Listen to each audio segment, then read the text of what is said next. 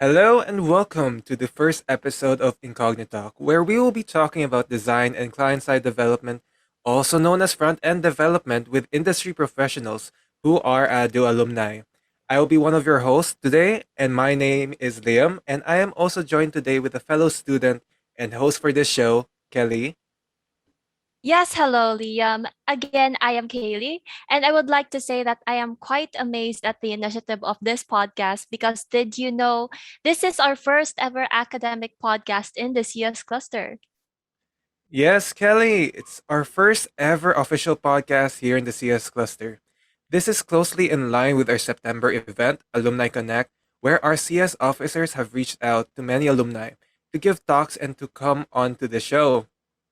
Yes, so thank you so much for attending this podcast. We have a lot in store here in CS cluster where the legends are made. Charot lang. So Liam, tell me more about the professionals joining us today.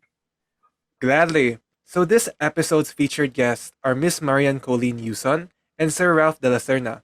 Sir Ralph is a professional front-end web developer and has experience working as an HTML specialist, graphic designer, and creatives director. And Miss Coleen is a professional designer and growth engineer who has been working closely with the CS community for the Ateneo Marketing Technology Challenge 2021. I myself is a proud participant. So, how are you guys feeling today? Hi everyone. So today, I haven't finished yet my work, but today is a very busy day for me. I learned new things like LinkedIn marketing and stuff. So yeah, it's a busy day, but it's very eventful and fruitful. Yeah, ako naman same din. Although I finished one of my works, actually later on meron pa akong isang gagawin. But yeah, the day is very the day is very hectic pero fun. It's my first time to what do you call this? Natagalan sa mag-chat sa isang support person, but yeah, it's pretty good so far, yeah. Yes, by the way, guys, thank you so much for giving your time and attention and effort for attending this podcast despite the work because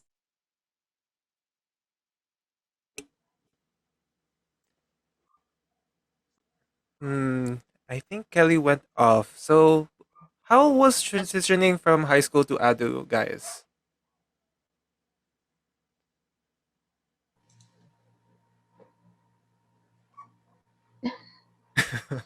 Well, I'll start.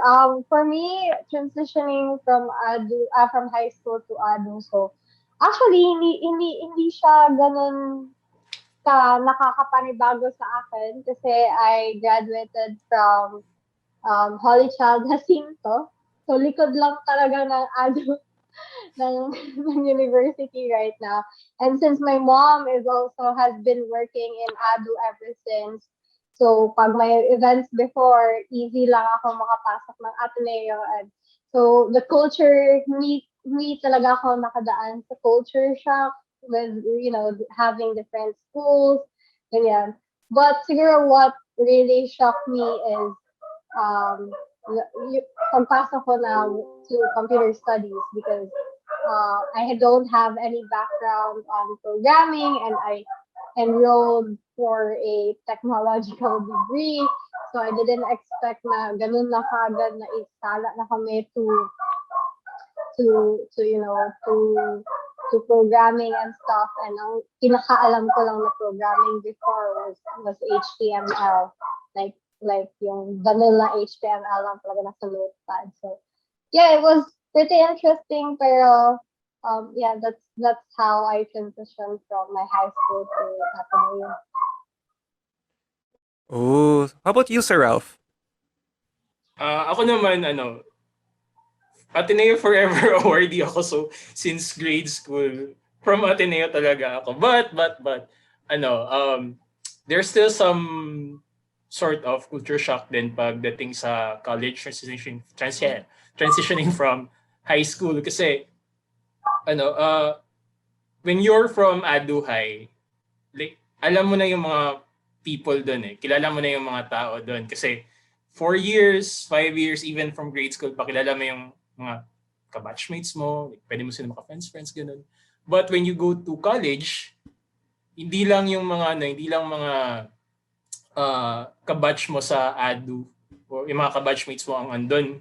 So halo sila from other schools, and yung other schools may ibang culture din na nagsama-sama sa college. So ang iba doon, maka-culture siya kasi did you know that other high schools back then didn't have the hub culture that we had in high school, in Aduhay, ganon. Tapos instead of calling our teachers miss pagdating sa college, we call them ma'am na or sir, ganon. So may may konting culture shock, but it was a pleasant surprise for me. It was a pleasant experience, transitioning. All you guys are naka senior high? Me, sir, I have. Kada na senior. Yeah. Okay. Ado forever as well. Since since kinder. Ako naman Very good. last batch na hindi nag-K-12. So Okay. So more or less tayo. yeah.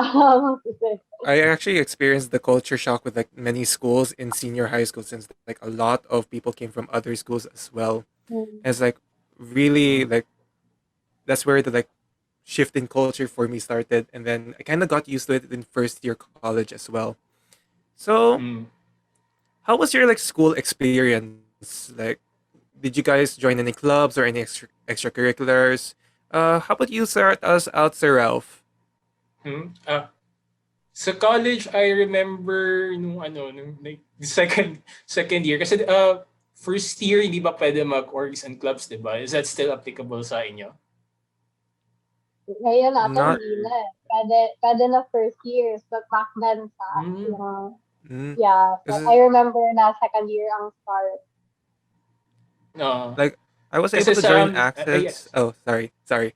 I was able to Sige, join go access ahead. like first year, and kind of like spiraled in like continuously. It's like now I'm like third year, and suddenly I'm the external vice president. Cool. Ako naman second year kami nag-start pwede mag-join ng orgs and clubs. So that was ang first ko was access. Tapos nabudol din kami ng isang friend namin to join Nat Watch, yung Nature Watch Club. And then third year access pa din. Pero I was also part of the CSEC, third year rep ako nun. And then, pagka fourth year, access pa rin. I was a PRO, and then I joined Ate News. Yun. Oh, how about you, Ate Calls? Ako naman, first year pa lang, nabudol na ako. Nabudol na ako first year pa lang ni Ate Pam, actually, Ravasco. So, it was Ate Pam who introduced me kasama nila Ate Bia and nila Chester during that time. So, nabudol ako to be the first year representative under Bahaghari na organization. And then, ako yung type kasi when I entered college, I sabi ko sa sarili ko na dapat ACADS person na ako because my parents and I had a goal pag-graduate. Tapos, yun paglapit sa akin, nakilala daw nila ako through General Assembly. I remember that story. But yeah, from then on, from first year representative, I was the PRO or Public Relations Officer of the CSEC, and then the Secretary General by third year, and then CS representative then pagka fourth year. But hindi na full ang term, but still it was a fun experience. A lot came out na learnings from those experiences, and I really didn't regret no. A lot of students think na joining orgs is like parang dagdag lang sa workload or stuff, but I think it's what really made the entire experience sa college na memorable for me. True. True yan. True. Sir Ralph, I have a question. It's like, what's Oh, with yes. the like first years were not allowed to join organizations? Like, what was like the whole reasoning behind that? Hindi ko ma-remember, but I think it was because of kasi FYDP ata, I don't know. Kasi Yeah, they have this or FYDP. Basta yung mo first year something ganun. yeah. Tapos they were focused on us transitioning to the college life. So parang yun, they give us sessions on uh, college culture, what to expect, ganun. Tapos hindi muna sa orgs and clubs. So medyo focus sa academics and transitioning talaga kami that time. First year. Yeah, and I think I remember ko din before, like, there, for some clubs, is mayroong, like, grade na dapat i-attain, like, para before ka makapasok ng organization. So that was very Yes, strict back yes. then. Super strict kasi yun nga, the story behind, or the reason behind that, was that ayaw ng admins na, ma-stray away from focusing on ads. I see. Uh, so, how do you think your experience at ADU, like as a whole, help you find your first position after graduation? Start with Coleen. How about we? Yeah, we can start with Ate Calls. For me, ako na. For me, well, I'm a IS graduate, so information systems graduate ako, and you know, the entire curriculum was focused on like the technological side of information systems. Medyo na-touch lang ng kaunti yung mga business side, but because of yung knowledge, I was, junior web developer pala ako. First position. Nalimutan ko, naging junior web po pala ako. Siguro, it really helped me a lot because siguro doon ko na-realize what I really wanted to try out nung pag-graduate ko when I was taking my SAD and thesis projects. Kasi doon ko nagustuhan yung pagde-design. Sabi ko, kayo na bahala sa backend, ako mas front and sa papers. Yun talaga yung sabi ko sa teams ko. So, sabi ko, ako gusto ko maganda yung UI. But then, na-realize ko na it's not really just about the UI. Doon na point yung paggawa ko ng thesis namin. I mean, yung SAD namin. Because we were talking with the clients. Tapos yung clients namin is a school. And pag school, diba, there's a lot of age differences. May young, may old, and you have to take considerations of these age brackets when it comes to designing. So, doon pa lang conversing with the clients, it really, helped me then understand na there are jargons na hindi maintindihan of those people. And then there are jargons that I could understand. So, it was tough to see how I could manage that one, which, I made myself sure na dapat ma-practice ko talaga. Kasi, which was really helpful kasi yung first job ko was designing, and then parang talagang binigay sa akin lahat ng design jobs, like create your mock-up, create your wireframe, tapos ikaw pa talaga mag-develop and all. Tapos i-present mo pa sa client, and I was also like tested to go to a meeting without my supervisor and Japanese clients. And then we really had to tackle these jargons. So scientific masyado yung mga clients mo. So, it helped me a lot actually, especially na I also had experiences with organizations who had different personalities. It's easier to juggle how these people interact and how their behavior is. Kasi I've been exposed to a lot of personalities na sa school or when I was still in university. So it really helped me a lot actually. And that's why I said earlier na it's really helpful na you are part of organizations because the soft skills na hindi tinuturo sa class is what really helps you get by sa work mo. Yeah, that's it for me. How about you, Sir Ralph? May kailangan to ba ako sabihin? Kasi parang nasabi na lahat ni Coleen. No joke. But seriously, lahat ng sinabi ni Coleen is true. Ang madagdag ko lang din siguro is it helped me get my first job. Kasi 'di ba back in nung college, I was more of the go-to design person. Nung batch namin, paggawa ng poster, sige, gawa ko ng poster. Gawa ng PubMat. Sige, gawa ko ng PubMat. But tapos, di ba merong, ang tawag doon, yung parang job hunt thing every February. Yeah. Yeah, they still have that. Yeah. So, lahat ng design companies na nandun, in-applyan ko. And buti na lang, siguro wala pang 2 months, one of those companies called me. And then I applied for that job. And then yun, I got hired along with a few of my batchmates. Tapos na lang din,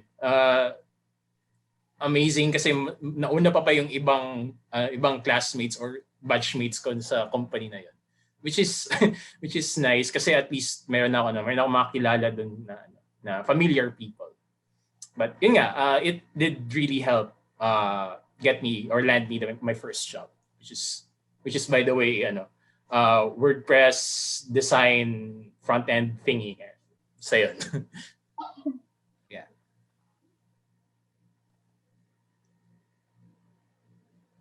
Hello. Parang... baka nag-connect pa sila diyan. Yeah, I think so. So, ngayon na lang tayo. I see. Ayun, Akala ko kami na yung host.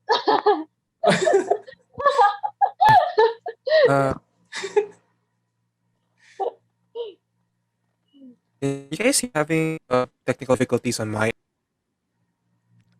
So big question. If you had to do it all over again, what would you guys have done differently? What would you have done differently, Sir Ralph? What would have I done differently? Di masyadong malaki yung gusto ko gawin differently kasi I had fun in my college days, especially with what I did, what I was doing in CS. Siguro lang, I could have done a bit better studying siguro kasi let's be honest, I don't study pero nakapasa naman kahit papaano, but it's still fun. Gusto ko lang talaga in college was to have fun while passing my subjects. And siguro, oh my God, hindi ko makalimutan, may isang quiz or test ba yun sa robotics class namin na I really wanted to change yung itsura ng robot namin. Kung na-change ko lang sana yun, nanalo siguro kami kahit 1 round lang. Yeah, that would be good. How about you, Ate Coles? Like, what would you have done differently? For me, well, siguro yung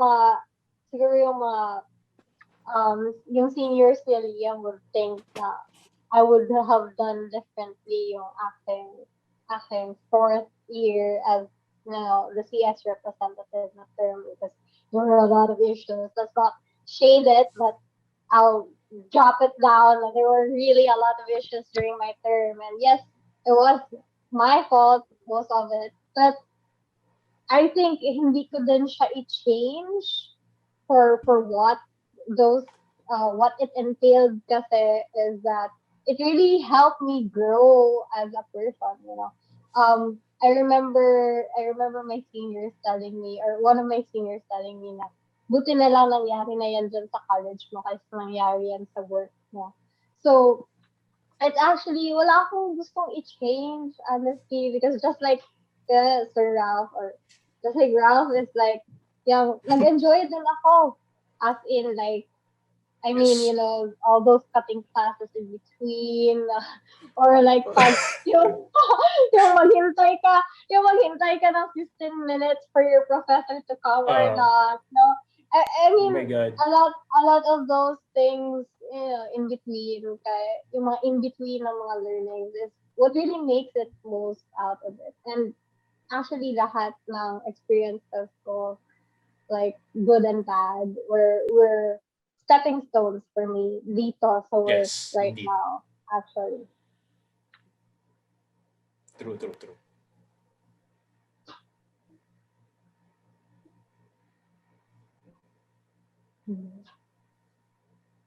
Okay, welcome back to Incognito.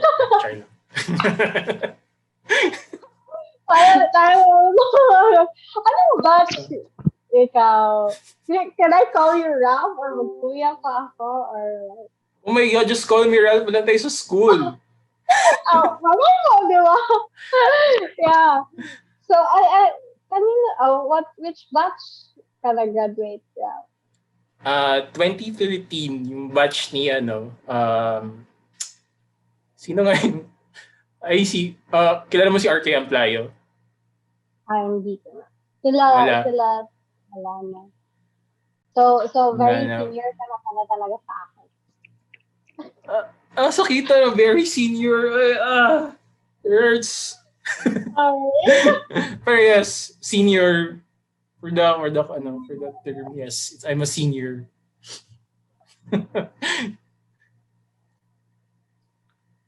Yan. Hi, Liam. Yes, Okay. Hello. For some reason, the internet keeps on fluctuating. baka it's going to rain na. I think it Yeah. is raining. It's raining. Anyways, I hope it really doesn't affect much. But was I able? So yeah. So in terms of like past experiences, like changing the past, it's really not really about being held up on the past, right? But it's more of learning about your experiences, taking in the learnings, and just enjoying yourself along the journey, right? True. Oh, true. Yes, true. Kasi for some people, no, I think for some people, they think na, the bad things are like, parang, no, may iba kasi dinidibdib nila masyado yung mga masasamang nangyari for the past. But I think, people should really have a changed mindset on things, how they, like, how their perspective is. Kasi if hindi, I mean, it would be really their loss if hindi sila learn from it. Yeah, we can't deny naman na some of us are and then some of us really struggled back in college, but yun nga, I think it's the mindset or yung perception na natin we should not really change, but we should be considerate about it. Kasi I think for us, we were smooth sailing kahit konti. There were some ups and downs, but we consider it as learning moments, ganun. So I hope na kayo din, although mayroon kayong mga down moments, I hope you take it as a learning experience, yung ganun. I sound so old. True, sir. True. Wise words from the old people. What's that? Wise learnings from Sir Ralph. So like Yeah. at least Master college is degree. really that place where you can like experiment with yourself, learn more. Exper- True. experiment. Keyword experiment. So Yeah, uh keyword experience. yes, learning, exploring, lots of ease in the words. So can you tell me more about your work experience with work so far? Like, what is an average work day like for like a front end developer or a designer? Atikos, how about you give us a bit of insight on like what is your work day like? Well, currently I'm not technically a web designer. I don't develop websites na ngayon because I'm more of a growth engineer. So when I say growth engineer, medyo ano siya na fancy word, fancy designation. And it's just technically a person executing marketing strategies. And I'm more focused on creating, design, creating landing pages for businesses. So, my day would still be like, currently, ngayon, I work for less than 8 hours talaga. I don't work so much more than that. Ever since I transferred, I got a new job. I haven't worked out myself more than 8 hours. And actually, talagang rule ko din na pag 6 o'clock or 7 o'clock is no work na talaga yan. I need to have time for myself and enjoy and relax. Kasi, naku po, wala na tayo. Yung mga sinasabi nilang mental health, mag-degrade na. But yeah, True. and but before, when I was a junior web developer, yun yung parang stressful masyado sa akin. I had to, because I was in a parang corporate setting, so I had to work 8 hours a day talaga.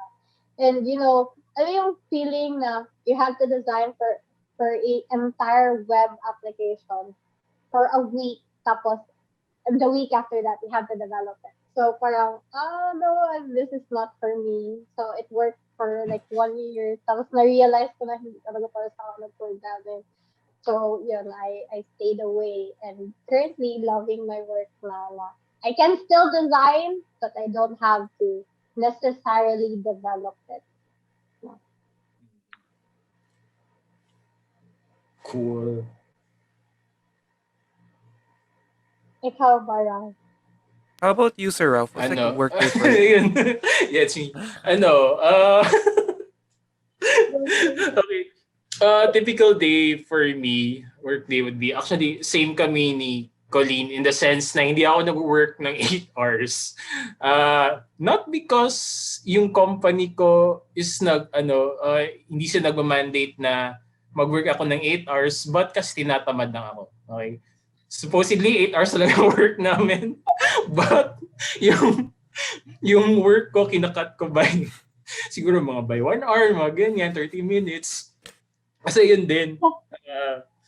Mental health ko no. Ay, basta yun. But, kung ano naman, kung sa, like, the specifics of the work,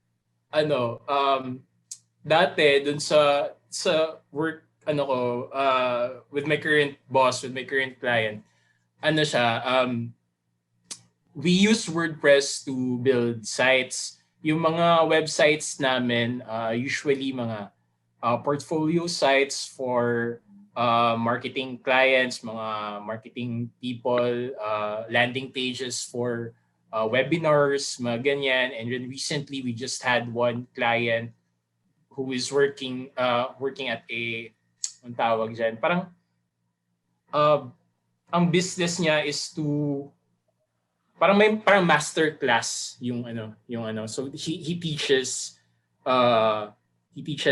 people to do things, mga ganun. Dati kami mga front-end web developers, ang ginagawa na namin is develop the site, yung front-end ng site. Yun lang talaga. But nowadays, ako mismo, I also design the site and then develop it front-end. So medyo lumaki yung scope ng work ko. And then sometimes then, if kailangan, I have to also work on special functions sa site if kailangan talaga masyado. So I nagdadab ako konti with the back end. Pero like minimal lang talaga, like konting PHP injection lang, kuha ng details, mga ganon. Pero ano talaga, ang focus talaga is to make the site look good sa desktop, sa tablet, and sa mobile. And to tell you, to to make tablet and mobile work for websites is sakit sa ulo yan. My God. Yeah, I What? remember, yeah. My God, Yeah, isang homepage pa lang, you build the desktop part of one website, kahit homepage pa yan, you say 4 hours, yan ang pinakamabilis ko. But then you get to the tablet and the mobile. My God, 6 hours. Kainis kasi you have to check you have to check all of the screen sizes. Tapos alam mo naman, hindi lang iPad ang ginagamit ng mga tao. So, kainis na. Yeah, but yun naman, survive naman so far. Yeah, I remember back then yung junior web developer pa ako. Stress din talaga yung screen sizes because yung alam mo yung bracket ka ng screen sizes and then yung bracket the sizes of the image, yung font size. Sabi ko, hala ko, this is not what I imagined it to be na mag-junior, maging web developer. Akala ko I'll just have to design tapos yun na. Tapos hindi ko din, I remember ko din na ako pa pala talaga din yung mag-take note of like paano mag-input ng like inputting the data para mapunta sa Ajax. Sabi ko, kasali pa pala yan. I have to learn JavaScript and jQuery. Tapos like, ayoko yan. Hindi ko gusto yan. Tapos like, tapos to think na yung akala mo bootstrap lang yung framework, yung pala ang dami pa. So, no, grabe ka stress maging. Kaya umalis ako ng programming.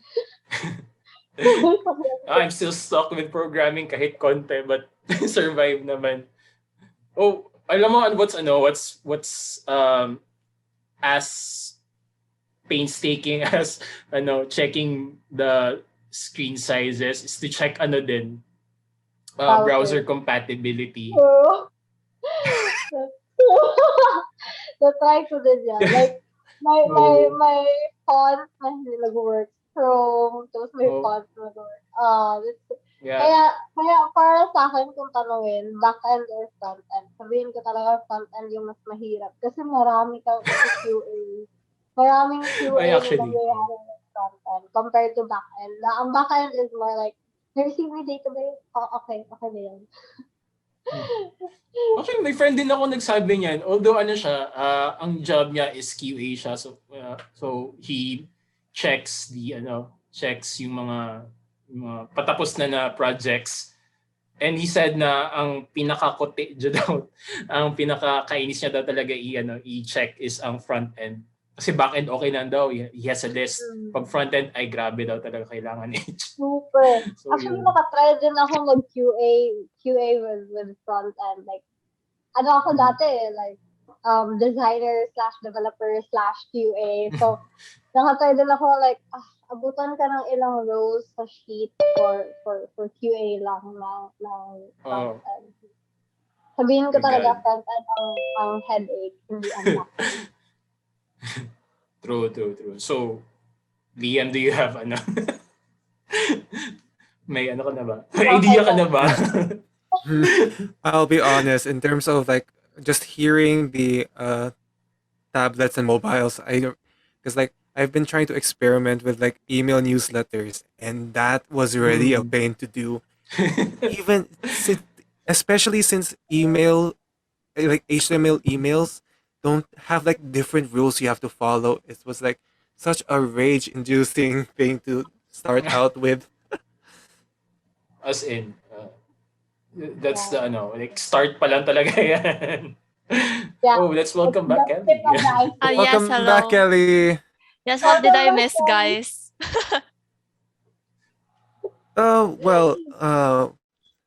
Miss Colleen here and Sir Ralph was just like talking about what was their experience with school, and right now Mhm. we're talking about what's their like experience so far at work. So so So, far, yes, Liam, uh, you go. You go. I mean,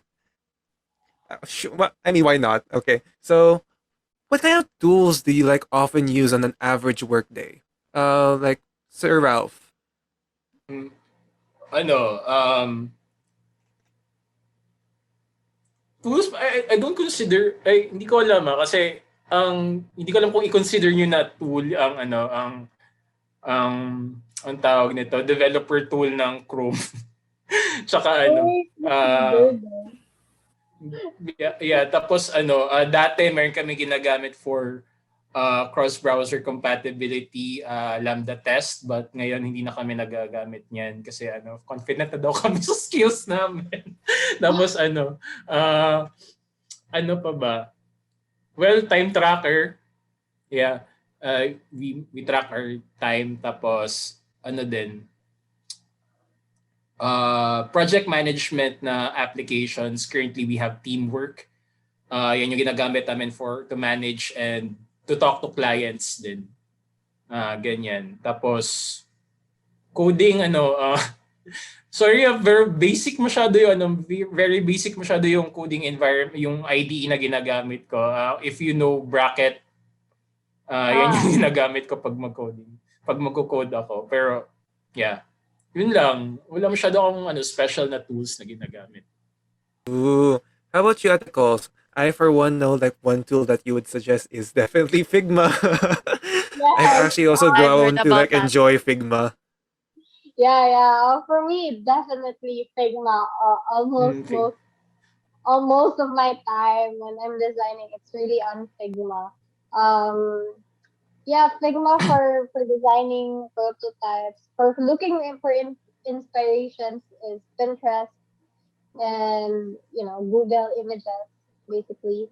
And then yeah, same with Ralphie. Already started time tracking also. Well, it's sabi pa ng boss ko, it's for the benefit of the clients daw, For para the benefits. maayos yung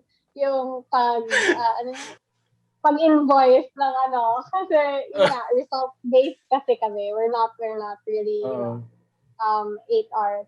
Ano pa ba? We use Monday for project management. mm, We use Slack for communication tools. And other marketing stuff, LinkedIn, Google Analytics, Google Tag Manager, Google Optimize, everything Google tool. Yeah. So mm. yeah, that's usually what I tackle every day. Tools I tackle every day. Sorry.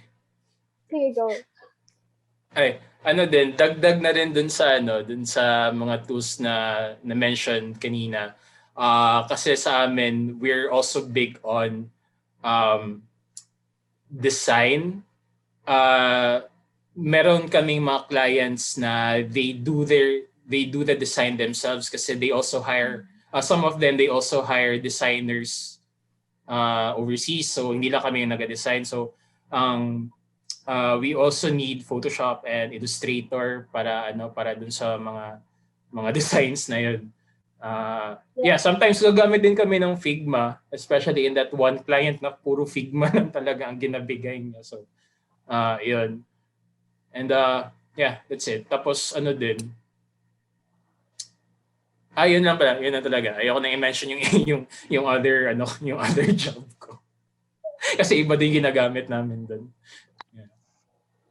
So I've heard a lot about Figna, especially from Ate Coleen, since Ate Coleen has been collaborating with the CS cluster for the past months. So every time she will share something, it's always okay. Use Figma. Figma. This is great.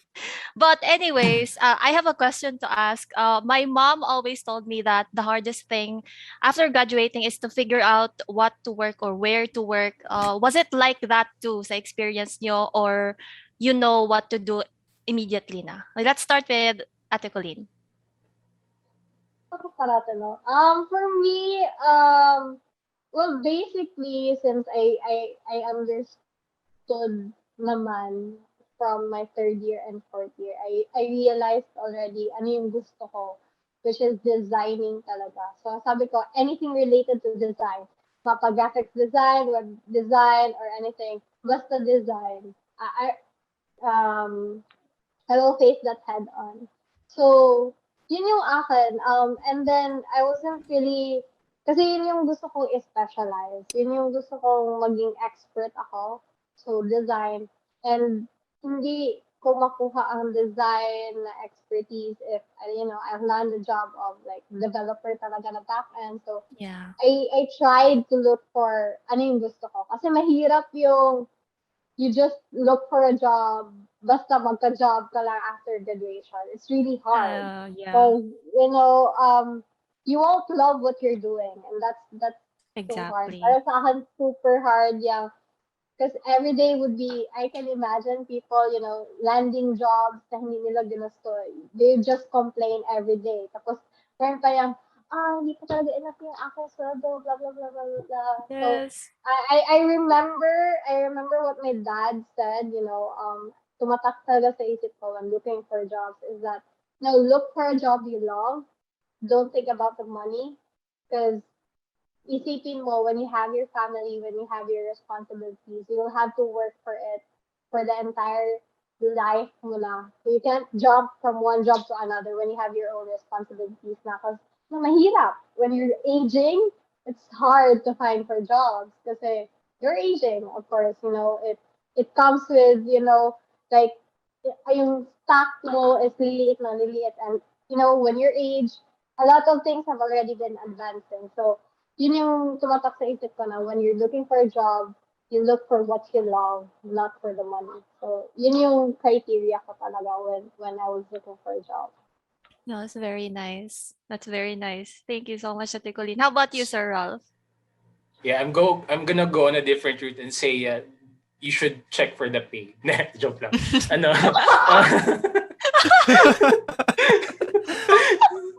Ano? Uy, let's be practical. You have a point. You have a point. There is a point there. Let's be practical. Hindi, pero ang tawag, ako naman, after graduation, actually, ang sabi ko ng sarili ko, kahit anong trabaho lang pwede na. But buti na lang na nakuha ako dun sa isang design company, which is nice. Pero ang gusto ko talaga, like ever since after graduating college, I wanted to be a game developer. Actually, yung thesis ko nga is creating a game. Tapos, pero hindi ako nakakuha ng opportunity na yon to become a game developer. Pero at least nakuha ko yung part na design banda kasi ang forte ko talaga is designing. Tapos haluan na ng konting code. So na-introduce ako sa web design which is really nice kasi I get to practice design, I get to enjoy what I like doing, and then at the same time I get to practice what I learned in college. So that's a good marriage of my hobbies and interests and what I learned from school. So yun, but I still want to be a game developer. That's why I'm also taking classes on creating games, on 3D modeling, mga ganyan. So I don't stop learning. Yes, actually, you never stop learning even after college. Yeah. Don't be stagnant. Yun lang talaga, don't be stagnant. Kasi although na-meet mo yung gusto mo, yung like, yeah, is, for example, sa amin, design and coding and technology, na-meet namin yun. Yeah. There's still a part in us na we want to be more. We want to have more.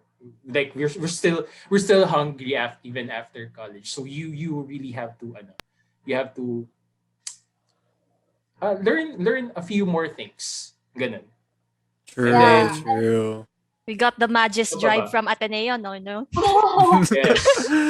Of course, the never-ending magis. Minsan nakakapagod na pero magis pa din. Lagi pa rin. Tama. Magis pa din.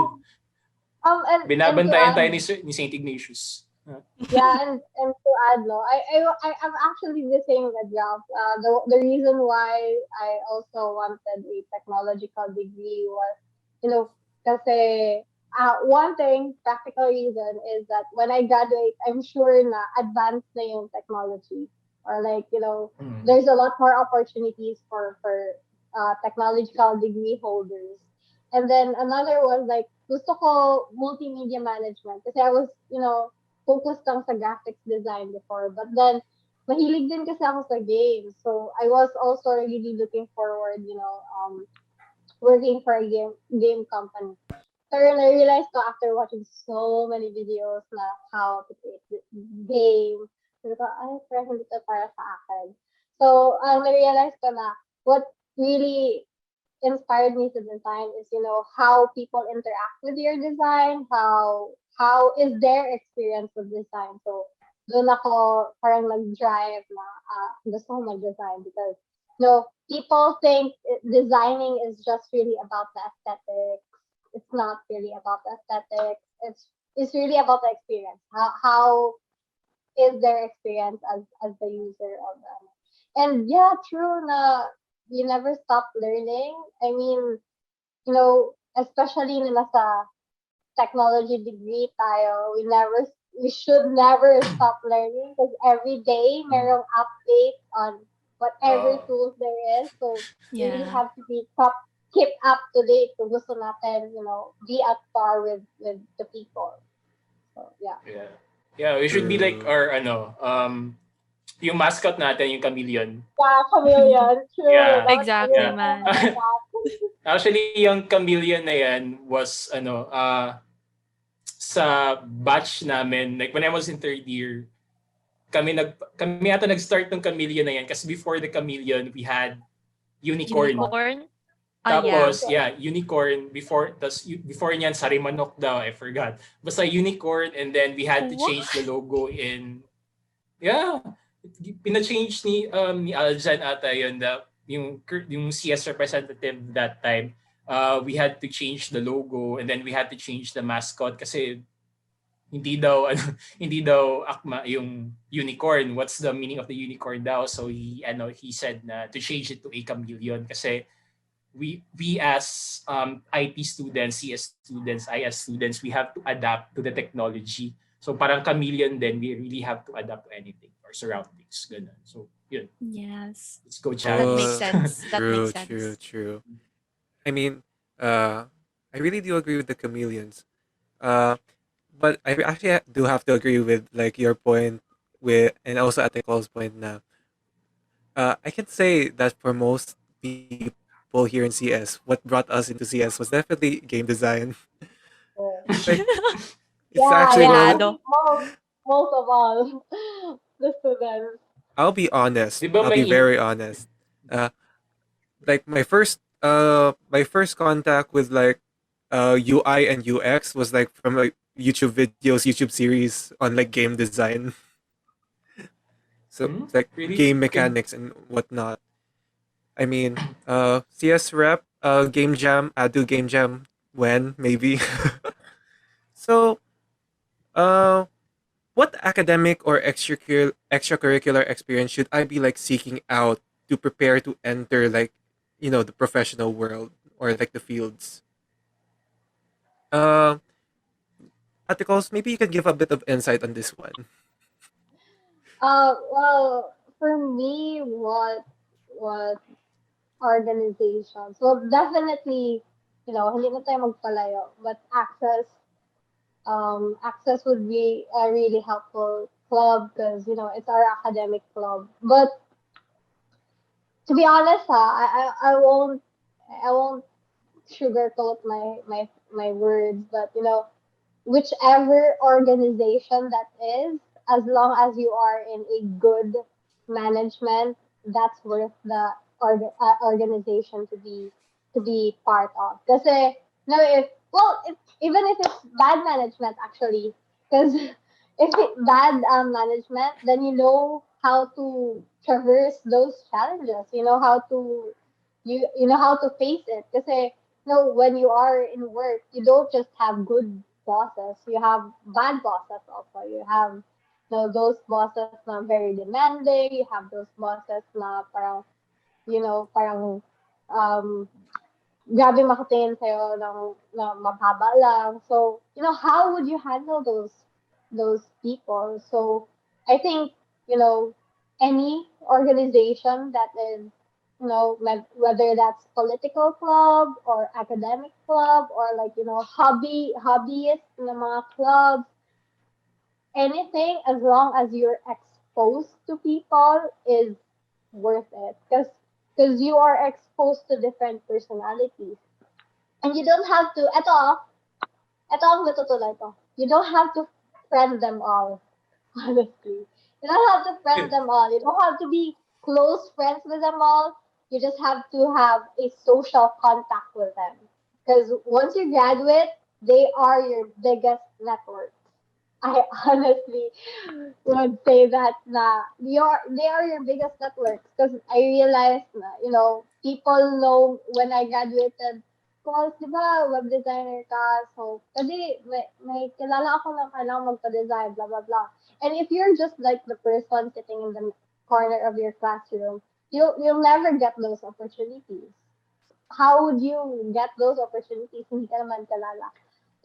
Kaya kailangan mo i-expose yung self mo to different people. And I think honestly for CS, you don't have to close ano ba, your shell lang na CS people, CS like-minded people lang. I think you also True. have to be exposed with business management people, with EA, with everyone else, actually everyone else, because when you go out the industry, you can have clients from engineering, you can have clients from ULET people, you can have clients from BM, and if you don't, you don't have a background of how these people deal with situations, how would you survive your daily? So siguro yun yung gusto kong emphasize actually with the students right now na masyadong, I'm not saying masama yung very academic people lang, but no, it's not what will help you traverse sa work mo. Kasi ang dapat na importante sa work is madiskarte ka. So, paano ka maging madiskarte if di ka exposed with people? Yeah, exactly.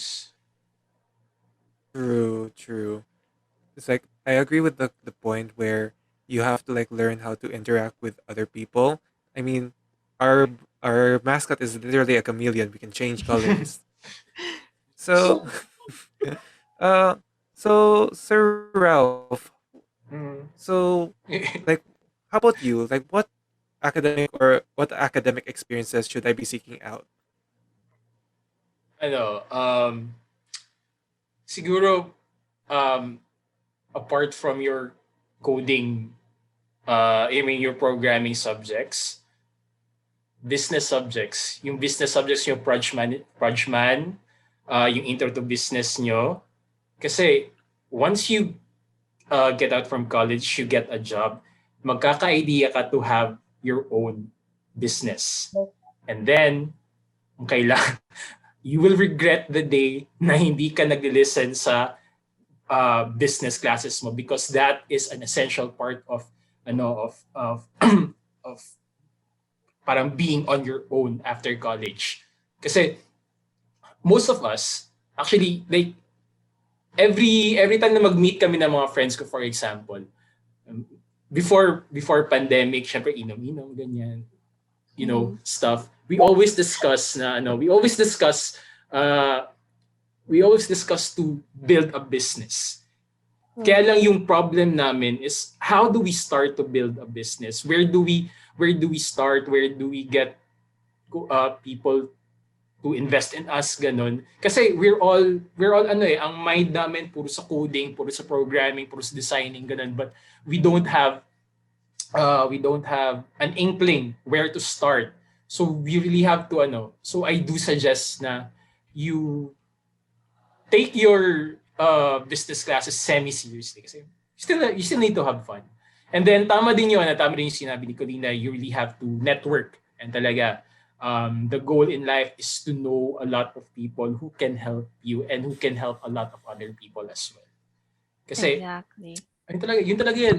You really have to network. Pag mas malaki ang network mo, mas maganda yung opportunities mo to have clients, to have other jobs, to find people you could, ganyan. Basta, yun.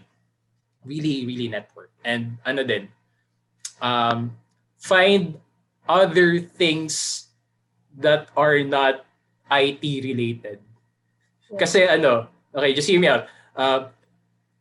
Pag IT tayo, if we graduate after college and we pursue the IT thingy, we're always on front of our computers. And minsan, we get stressed, nakaupo lang tayo. So what I could suggest is to find a hobby that is not computer related. For me, before pandemic, we used to climb. Ang mga kasama ko, puro mga IT graduates din, mga schoolmates and batchmates ko from college. Yung iba, nakilala ko sa work ko, mga IT people din. We climb mountains. We detoxify ourselves from working in front of our computers every day and see those greens, those trees. And although nakakapagod siya, it's very worth it. And pag-uwi mo ng bahay nyo the next day, you're energized for your next job. Ganun. We just really find something that's not computer related. Yeah. That's great. Mag-add din ako. Yeah, I guess it's really, important not computer related, and also talk with business people. Because I realized ko din yan when I was working, when you're thinking about a new project, like for example for companies na nag-create ng own application.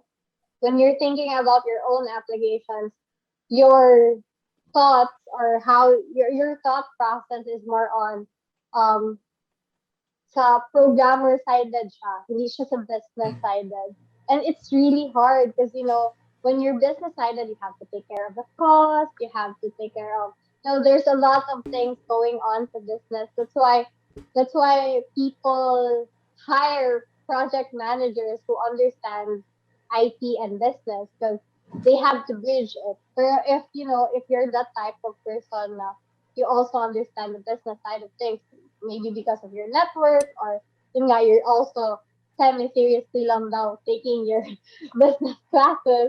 But it's really important for technological degree holders na ma-understand nila ang business side of things, because it's easier to talk with clients, it's easier to talk with your bosses, to proposals and stuff, kasi you understand them, you understand their pains, and you will be able to deliver the best output. Because hindi na yung parang parati na lang pabalik-balik ayoko nito kasi hindi pasok sa budget, for example. Hindi pasok sa budget. So if you are aware of it, then it will really make your life easier. And I really agree na though kahit ang aking hobby is watching series sa computer pa rin, but really find time na mag-detoxify, go out, because you'll never know, you'll find new inspirations while just walking outside. Yeah, exactly. I love how this talk is being transitioned to orgs, to people, to unwinding from work, because we never knew that we're just students. All we know is that kailangan ko i-code to, kailangan ko matapos to, because that's our reality as of to now, kasi online class. So especially for me, I joined a lot of orgs even outside school, and I really felt bad about it. Like, bakit ba ako naga-org na I am BSIT? Why am I joining these groups? But Ate Coleen, thank you, because it made me realize something that it makes sense. It's important for the future, and Yeah, thank you so much. And also, I've thought about this question since you've shared a lot in your career life. Are there any, what are your biggest like challenges in your career life? Let's start again with Sir Ralph. Ano yung Oh, biggest challenge mo sa career mo? yung boss ko, char lang. Ano, Very blunt. ano, Wow. yes. De, joke lang. I love you, boss. I love you. Hindi Pinoy Ah, itong boss dito. hindi kasi tulful na to. Ano kasi, boss? Hindi, ano siya, challenge talaga is, pinaka-challenge is, to deal with people that are not very dealable. Ganun, parang mahirap i-please ng mga people. Kaya nga sometimes I just say yes sir, yes boss, mga ganyan. Mhm. Pero talaga, kasi kung coding na naman, programming na naman, it's very easy. You can find lots of people who can help you sa Stack Overflow. Thank you, Stack Overflow. Other communities, mga friends mo na IT related din, you could get help from them. But talking to clients, talking to other people, making them see your part of the your side of the relationship, that's pretty hard. Kasi all they know is I want this business to be put up para ma-publish na tong site na to or itong business na to, kasi yun lang yung talagang iniisip nila. And ikaw naman, you have to understand na that is their business and they really want to profit from that, and you need them to understand what you're really trying to say, na ito lang yung kaya natin for a website, ito lang yung kaya natin with our budget, ganun. That is most especially difficult if yung client mo o yung person na kinakausap mo is hindi maka-understand ng. It's really difficult for him to understand. So you really have to speak in layman's term and really be patient. Yeah. Okay. How about you, Ate Coleen? For me, yeah, I'll agree with, dealing with people because, well, pero siguro fortunate ka lang ako with my office, with my current job right now, that I have really good collaborative, people na there is really room for experiments, room for learnings, very lenient lang sila. So, siguro yung challenging sa akin since lenient sila masyado is, ako hindi mag-procrastinate. yun yung, yun yung pinaka-challenge ko siguro ngayon. Because, like, pwede tomorrow na to, pwede ganyan. Siguro, hindi pa rin nawawala ang procrastination with my work currently, especially na hindi kami time-bound na 8 hours a week, no? So, yeah, but dealing with people, yeah, that's I think that will be a biggest challenge also with me. Kasi currently ngayon, sinasala na din ako ng boss ko to handle clients. And our clients are mostly Dutch. So it's hard, especially with the language barrier. So mahirap, but then it's fun because I get to understand a different culture. So and yung pagpasok ko din with my current job last January, I met with my team. It's it's people from around the world. Actually, we have tatlo kami from the Philippines, one from South Africa, two from Slovakia, and so parang kami is like, sabi ko, how would I deal with these people? These are like very different cultures. We have different very cultures. But Yes. I was very fortunate actually na very, yung very accommodating sila sa akin. Like, since ako yung pinaka-youngest sa amin, so parang, I'm like a daughter to my bosses na talagang tinatanong, how are you? Ganyan, ganyan. So, I'm fortunate. Aw. But for people siguro na, have demanding bosses, demanding clients, yun yung pinakamahirap. That's why I really emphasize talaga na, you know, dapat marunong ka sa soft skills. Kasi kung hindi ka talaga marunong with soft skills, you don't, wala kang mataas na patience, you'll never get to where you want to be. Kasi they are mostly the people who pay you. Kung hindi ikaw yung boss of your own company, they're the people who pay you. Hindi ka pwede na mag-burst out na lang na, ayoko na, pagod na ako. No, you can't do that unless, you have a lot of jobs lining behind you, siguro. But in a more reality or more real situation, you really can't do that. So you have Yeah. to learn to deal with people. Yun yung pinaka-stressful, I guess, with work, with any work, dealing with people. Oh man. True. Okay, thank you so much, you guys. I was expecting more tech challenges, but surprisingly, people pala talaga yung challenging. But Guys, again, thank you so much for maniwala tayo this. sa Stack Overflow. Yeah, true. I mean, Stack Overflow. lahat, like, I had one problem. I will never forget this. I have this one problem na, sabi ko, I'm not kasi, hindi kasi ako yung mahilig na person na mag-understand ng logic. Like, gina-copy-paste ko lang talaga. I'm the type for course. Copy-paste. Ganyan kagad. So, sabi ko, bakit hindi talaga work? Tapos, tawag kagad sa supervisor. Sir, hindi lang ganito work. Like, yung first time ko pa as a developer. But then, I had this one problem. Tapos, like, copy-paste and, like, I went through. Sabi ko, very helpful pala talaga ang Stack Overflow. Maybe, kailangan lang ng mga students is, don't take these resources for granted na i-copy-paste nyo lang. What you really also have to do there, because kasi may ibang programmers or students na, hindi ito yung hinahanap ko. Pero yun pala talaga yung hinahanap niya. Iba lang yung Oh my. naming convention, Guilty or for that. variables, or like, iba lang yung Relatable. positioning ng blocks and all. So, you have to go through the logic. So, yun siguro yung learning doon. Okay, there you go. So again, thank you so much, Sir Ralph and Ma'am Coleen. Thank you so much. I have a lot of questions actually. We have prepared a lot of questions, but unfortunately, we have reached the time frame that is allowed in this episode. Thank you so much for that. Oh, And okay. Liam, you have something to say?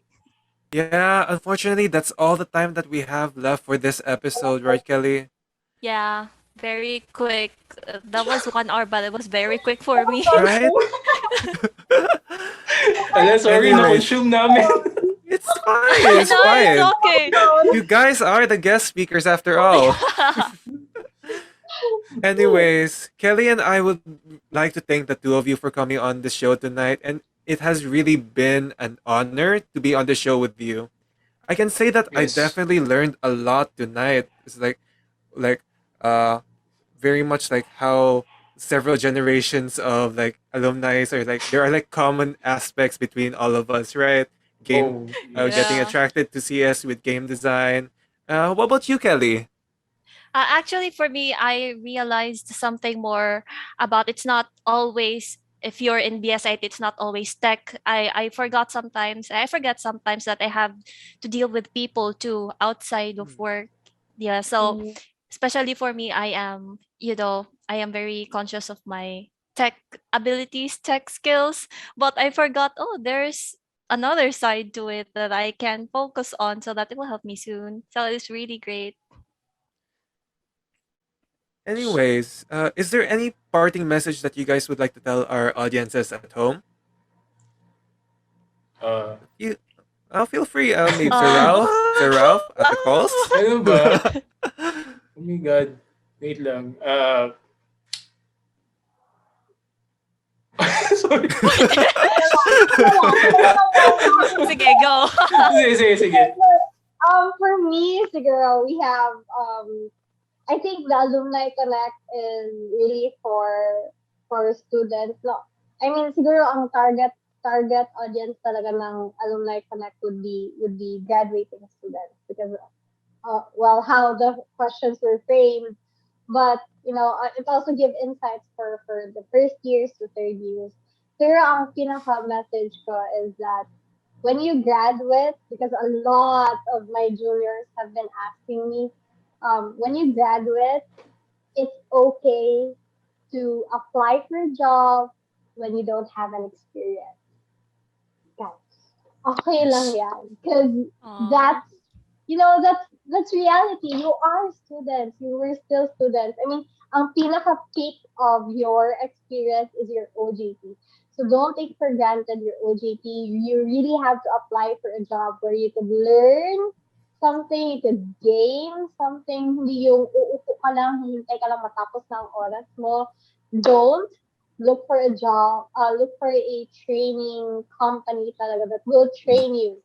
And, when you go on into your job interviews, ito yung parati kong ina-advise sa akin mga juniors na when you go to your job interviews, you have to be very dressed appropriately, of course. And of course, yung confidence nyo na you are willing to learn from them is your selling point. I mean, additional na siguro yung mga credentials mo, but these employers, what they are really looking for are people who they can train to be part of their company. So yun yung dapat selling point nyo when you look for a job, especially for for the for the upcoming fourth years na hahanap lang ka na ng OJT. So yeah, I guess that's my message or tips for the students listening into our podcast.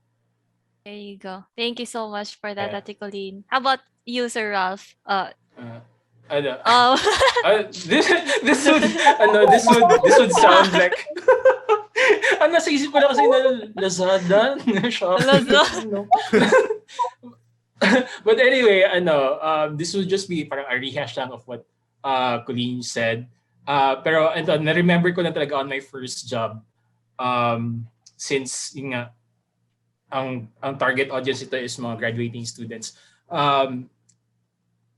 Hindi when people are hiring newly grads, they don't look for yung super achievements nyo sa school. Kung magaling ka ba sa coding, kung magaling ka ba sa programming, and so on and so forth. Ang gusto nila makita is if you're teachable.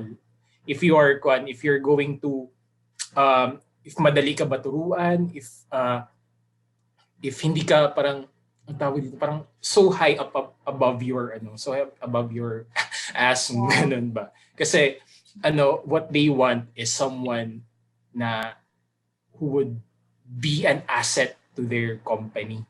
And usually ang sinasabi pag galing ka sa Ateneo, mayabang ka. Yan yung always na Impression. complain ng mga company. So be down to earth. Magpaka down to earth ka. Although syempre ilagay mo din yung mga achievements mo. You have to balandra mo yan kung naging cum laude ka, why not? Lagay mo yan dyan, but be teachable. In all above all things, be teachable. Yes, okay, there you go. True, Noted na true. yan. Noted.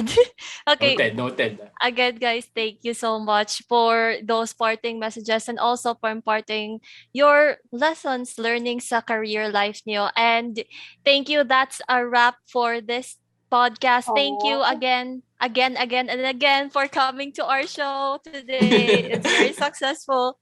And also, Yes. if there are there are actually questions in Twitter, but maybe we will answer that soon, very soon. Very And soon. Liam, Anyways, Sagutin ko lahat yan ngayon.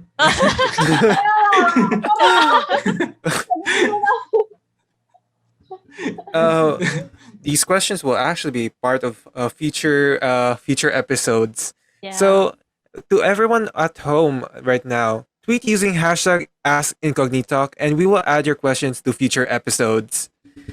Mhm. Make sure to tell everyone that the show is available to listen for free on Spotify, YouTube, and Facebook. To keep up with Incognitoc, Make sure to follow us on Twitter at @AduCS. As always, let us explore the incognito together. Bye, guys. Bye, guys. Bye Thank bye. you. Thank you. Thank you. Hey guys, one more thing.